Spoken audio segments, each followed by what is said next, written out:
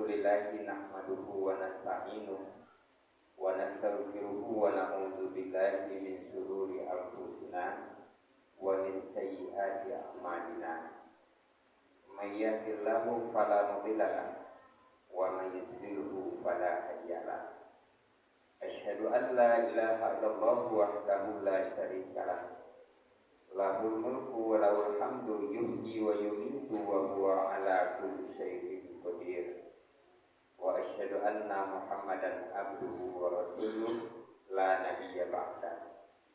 Allahumma shalli wa sallim wa barik ala hadzal nabiyyil karim wa ala alihi wa sahbihi wa man tabi'ahum ila yaumiddin.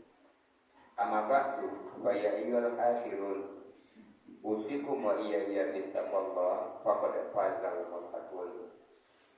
Qala Allahu ta'ala fil Qur'anil Karim. A'udzu billahi minasy syaithanir rajim. Bismillahirrahmanirrahim. Inna a'tayna kal kautsar fasholli li rabbika wanhar. Inna syani'aka huwal abtar. Shadaqallahul azim. Aku berlindung kepada Allah dari godaan syaitan yang terkutuk. Dengan nama Allah yang Maha Pengasih lagi Maha Penyayang. Sesungguhnya kami telah memberikan kepadamu Muhammad nikmat yang banyak.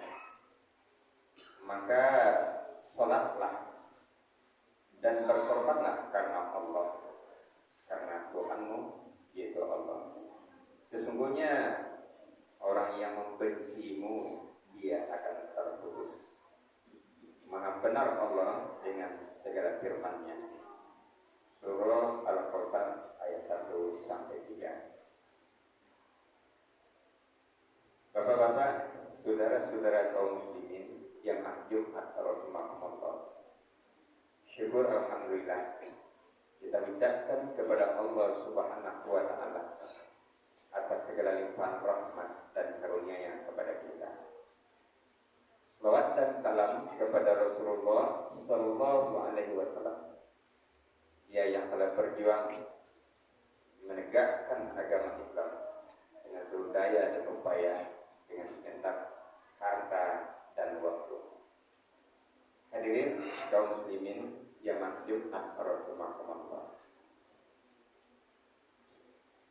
Sekarang kita berada di bulan Dzulqa'dah setelah melewati bulan Syawal Ramadan, dan setelah ini kita memasuki bulan Dzulhijjah. Ada beberapa spesifik nilai ibadah pada tiap-tiap bulan itu. Kalau di bulan Ramadan kita kenal dengan puasa di siang harinya, Qiyamul Ramadan di malamnya. Di bulan Dzulhijjah setidaknya ada 4 ibadah spesifik. Yang pertama adalah pelaksanaan ibadah haji. Yang kedua pelaksanaan ibadah kurban. Yang ketiga puasa Arafah. Dan yang keempat pelaksanaan sholat Idul Adha. 4 ibadah di bulan Dzulhijjah itu punya nilai yang luar biasa. Dia menjadi puncak dari segala ibadah yang dilalui sebelumnya. Kenapa demikian? Kita sampaikan dulu bahwa manusia punya tingkat spiritual kehambaannya di hadapan Allah melalui 4 tingkat. Yang pertama berislam, yang kedua beriman, yang ketiga bertakwa, dan yang keempat berserah diri. Hadirin kaum muslimin, orang yang berislam belum tentu beriman. Orang beriman belum tentu bertakwa, dan orang bertakwa belum tentu berserah diri. Oleh karenanya orang Islam itu banyak, mayoritas. Sedangkan tidak semua orang berislam itu beriman.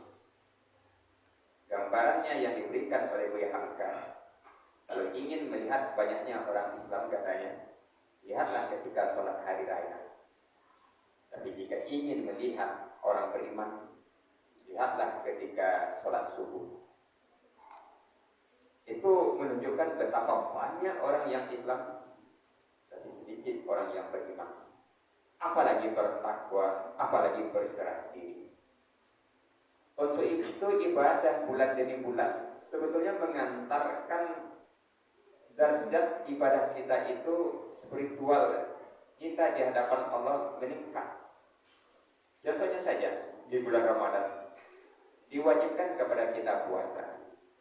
Ya ayyuhalladzina amanu, hai orang-orang beriman. Ujung dari ayatnya la'allakum tattaqun, mudah-mudahan kamu bertakwa. Artinya dia orang puasa ditujukan kepada orang beriman supaya naik grade spiritualnya itu, hambanya itu di hadapan Allah menjadi orang bertakwa. Banyak perintah-perintah yang ditujukan kepada orang beriman supaya naik di ujung ibadah itu. Jika dia laksanakan dengan kualitas yang terbaik, dia akan naik menjadi orang bertakwa. Tapi puasa itu ditujukan kepada orang beriman, artinya harus dengan modal iman yang kuat melaksanakan puasa itu baru sampai kepada takwa itu. Kalau tidak, itu akan gagal, tidak jadi naik. Lalu setelah dapat takwa itu, untuk apa gunanya?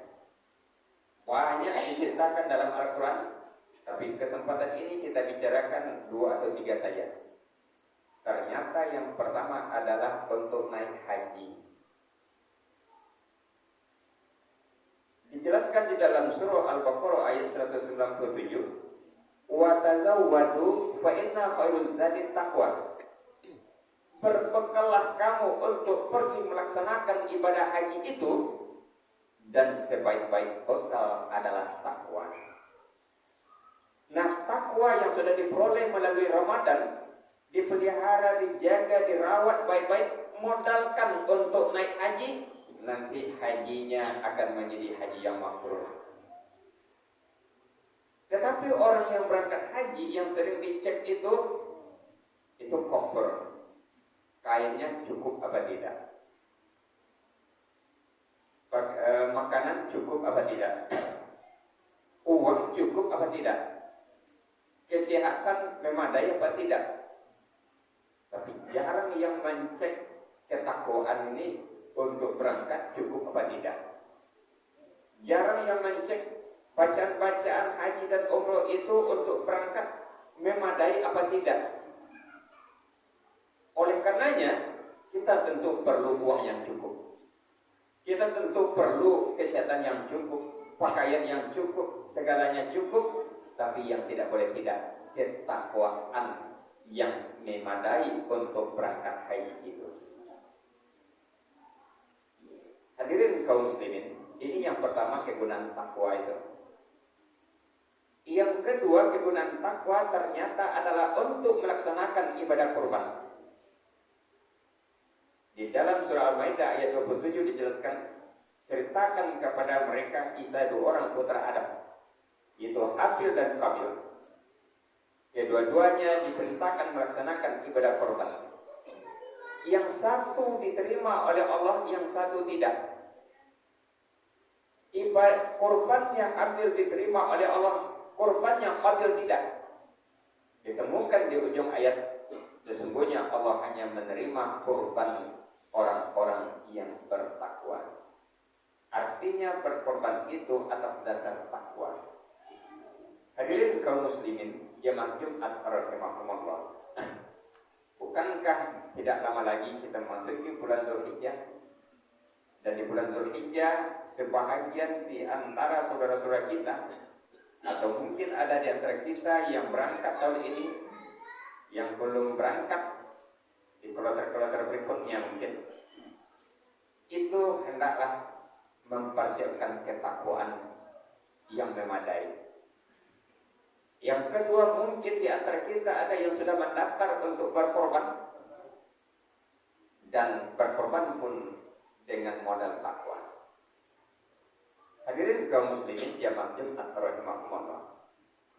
Kalau berkorban yang kita siapkan di bulan Dzulhijjah itu cuma sekali dalam setahun.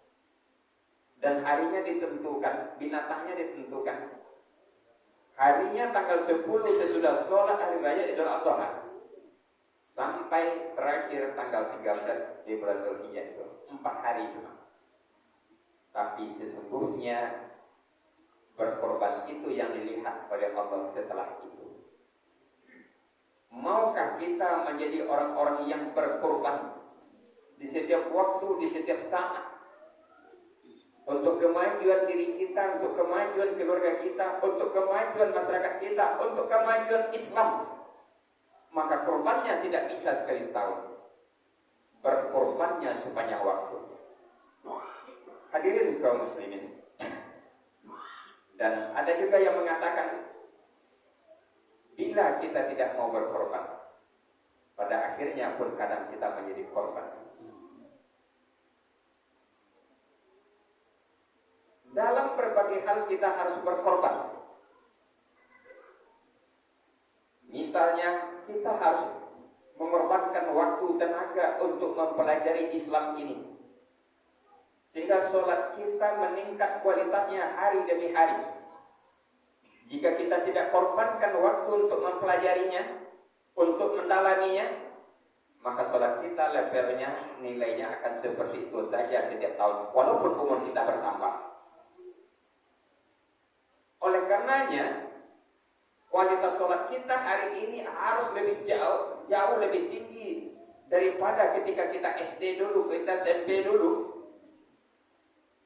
Untuk itu perlu tahu bacaannya dengan jelas, artinya, maksud dari ucapan-ucapan itu, karena kita berbicara dengan Allah. Begitu juga dengan Al-Quran, kita perlu tahu cara memperbaikinya, cara membacanya dengan baik, yang diistilahkan dengan tahsin. Kemudian harus tahu artinya, pemahamannya, penghayatannya, baru dia menjadi petunjuk kepada kita. Kita juga harus berkorban. Bagaimana anak-anak kita pandai baca Quran, pandai sholat. Kita berkorban supaya dia sekolah, akhirnya dia bisa mencari nafkah. Kesemuanya itu adalah pengorbanan. Kita pun harus berkorban. Bagaimana untuk meramaikan masjid, memperbaiki masjid, itu semuanya adalah pengorbanan-pengorbanan. Nah, semakin banyak kita berkorban, maka akan semajulah negeri itu, akan semakin majulah masyarakat itu, akan semakin majulah negeri itu. Bayangkan Nabi Muhammad diutus, dia jadi Nabi umur 40 tahun. Dilantik di Gua Hira dengan turunnya wahyu pertama. Tugas demikian banyak, di mana manusia-manusia yang berkelahi antar suku supaya mereka berdamai, di mana manusia-manusia yang musyrik supaya dia menjadi tauhid, di mana berlaku hukum riba, bagaimana supaya terjadi hukum yang adil sejahtera. Nabi Muhammad ditugasi memegang proyek ini, tapi dananya tidak ada turun. Enak kalau jadi Nabi. Muhammad engkau dilantik jadi Nabi, untuk tahun ini uang 1.000 triliun. Enak jadi Nabi. Tapi Nabi Muhammad tidak ada turun dana. Proyek besar, dana tidak ada. Yang turun hanya Quran. Itu pun diansur-ansur, tidak cash. 5 ayat, 2 ayat. Kenapa Islam bisa tumbuh? Kenapa Islam bisa berjaya? Karena Nabi Muhammad berkorban. Berkorban harta, berkorban waktu, berkorban tenaga, berkorban segalanya. Dan semua yang masuk Islam, semuanya berkorban. Khadijah berkorban, Abu Bakar berkorban, Utsman berkorban, Ali berkorban, semuanya berkorban. Sehingga majulah mereka dengan majunya, dengan kemajuan Islam itu. Al-Islam ya'lu wa la yu'la alai. Islam itu tinggi, tidak ada yang melebihi ketinggiannya. Kapan kita tinggi bersama tingginya Islam? Kalau kita mau berkorban.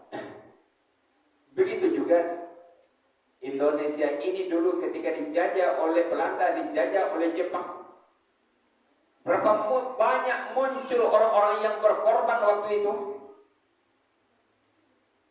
Ada yang dengan waktu, yang dengan tenaga, yang dengan senjata, dengan nasi bungkus, dengan apa, maju ke medan perang melawan Belanda.